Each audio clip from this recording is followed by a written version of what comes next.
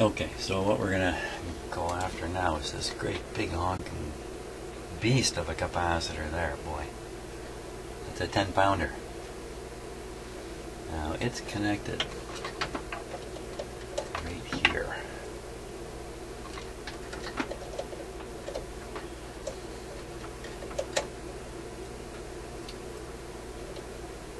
Making sure that's all I got in the jaws. Wow, what's going on? Wow, must have got a little piece of the terminal there too. And it goes up to a ground point way up here because it's a big capacitor. How big is it, Jimmy? How big is that? 10. That's a 10. 450, 10. Oh, it's got a positive end on it. 450 volt 10. Uh-oh, I may have cut something out I don't have a replacement for. 450 volt 10. Okay, let me hunt through my stuff here and see what I can. Okay, so I've been studying the schematic here quite thoroughly, trying to figure out where did this come from. 10 microfarad electrolytic capacitor. Almost always that's and it was connected to ground. It was going from something to ground. It's pretty sure to be a bypass capacitor or something intended to ground a high voltage line signal wise. Well, not grounding it DC wise. So I've looked around this schematic here pretty thoroughly. I found one, finally, right dead center of the schematic. There it is, 10 microfarads. And interestingly enough, there's another capacitor in the same arrangement going to ground off the same line, 0.1 millifarads. So you might wonder, well, why the heck would they have a 10 in parallel with a 0.1? And the answer is the 10 doesn't do high frequencies all that well, because it's an electrolytic capacitor. It's just not so hot on the high frequencies. So in order to provide some higher frequency signal grounding, they've paralleled in a 0.1. I probably changed it already on here. Doesn't really look like it, but...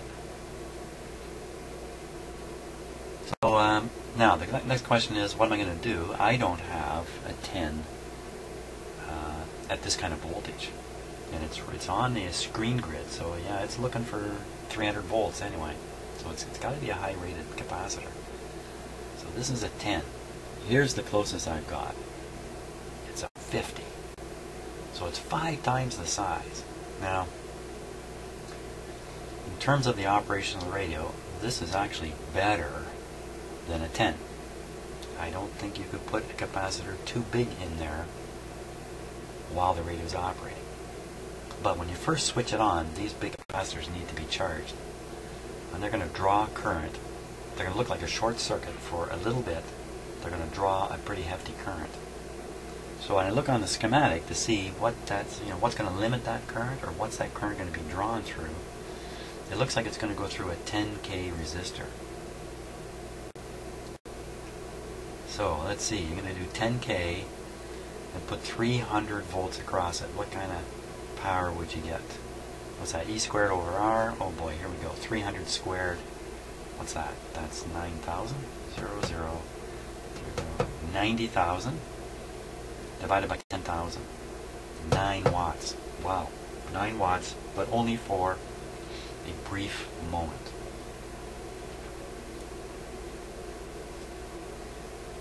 Yow, 9 watts. If that's a fairly high wattage resistor, it can probably take it. If it's a regular little teeny resistor, it probably won't. Now, it probably is a fairly high wattage resistor. And who knows where that is? 10. Yeah, it could be this one, or it could be this one right here. Right down here. So decision time. I put this one back in.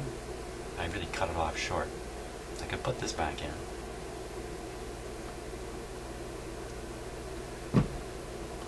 Put in the big one. Could put 2 of these in series. Now that's kind of crazy, isn't it?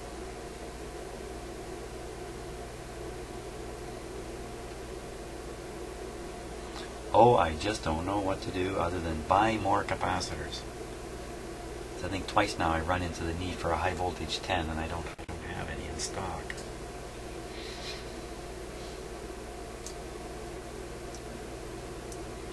So the worst that could happen is I fry up a resistor on startup.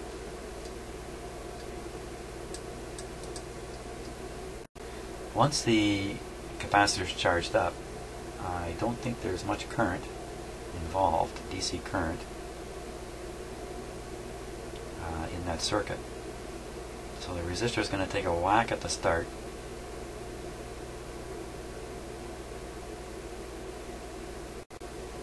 I don't have many choices here right now, so we're going to put this one in.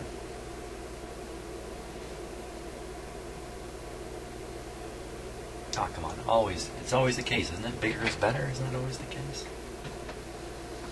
Got nice long leads on it too. So it can sit right in there.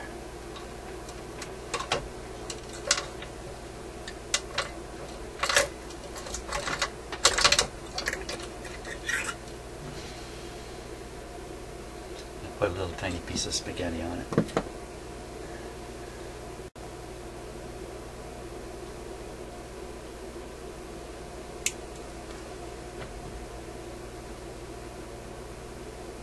Make sure I put this in right. I want to put the positive end to ground. I don't think that will go well.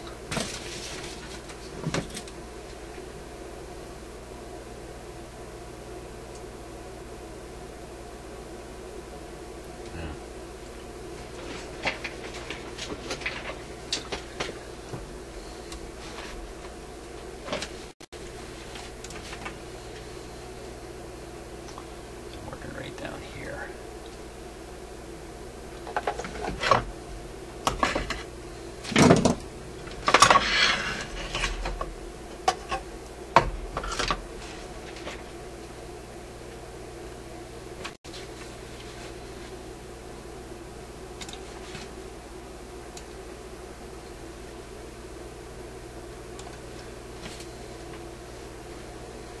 I just gotta hook that lead.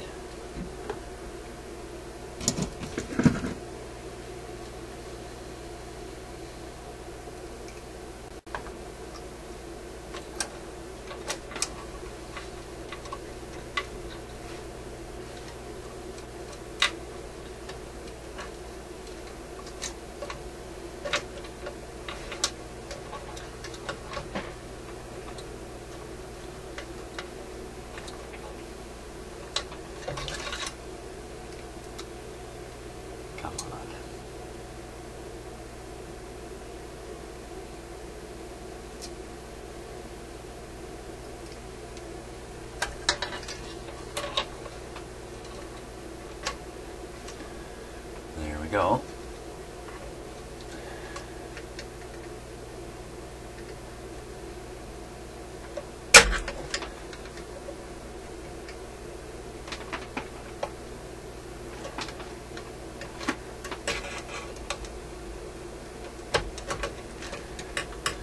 I guess this is a little like the game of billiards. I remember the day I learned that in billiards it's not about the shot you take, it's about setting up for the next shot. You want every shot to set you up for the next shot. And it's a little bit like this. This effort here.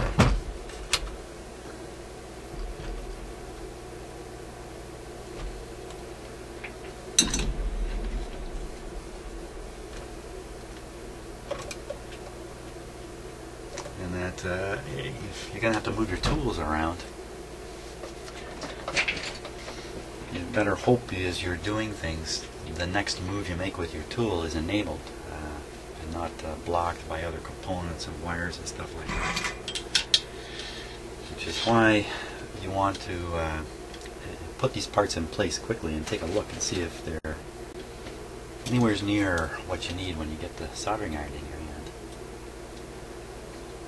If you follow what I mean by that.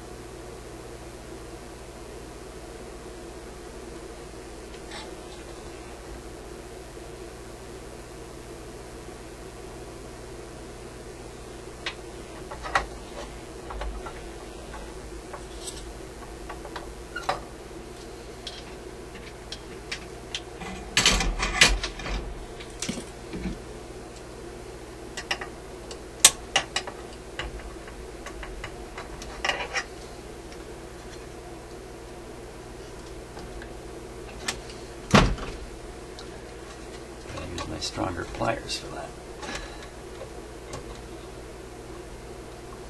Banging the camera with my hand in case you're wondering what all the fuss is. Yeah, I wasn't happy with that first connection, so trying to improve it here.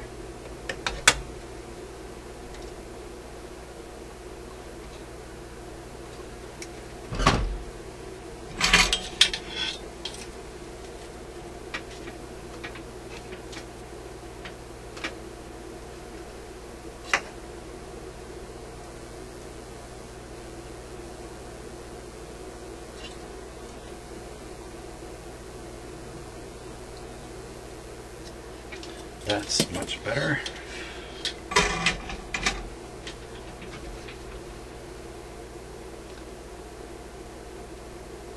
In the back there.